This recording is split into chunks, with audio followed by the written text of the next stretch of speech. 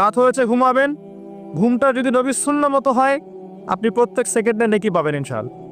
ইস্তেঞ্জা করবেন, ইস্তেঞ্জাটা যদি নবীর সুন্নাহ মতো হয়, নেকি পাবেন ইনশাআল্লাহ।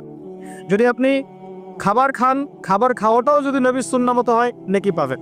এমনকি স্ত্রী সহবাসও যদি আপনি করেন নবীর সুন্নাহ মেনে, তো তারপরেও নেকি হবে। আর কি চাইবো না?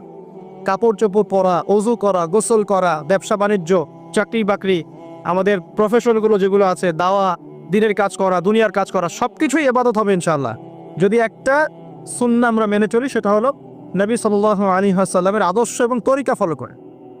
তার তরিকা বাদ দিয়ে অন্য কোনো তরিকাকে ফলো করা যাবে? উত্তর হচ্ছে না। তার তরিকা বাদ দিয়ে অন্য কোনো তরিকা ফলো করা যাবে না। তবে সেই ব্যক্তির কথা নেওয়া যাবে যার কথা এবং কাজ রাসূল সাল্লাল্লাহু আলাইহি ওয়াসাল্লামের সাথে মিলে যায়। কোনো সমস্যা আছে? কিন্তু কোনো ব্যক্তি যত বড়ই হোক না কেন,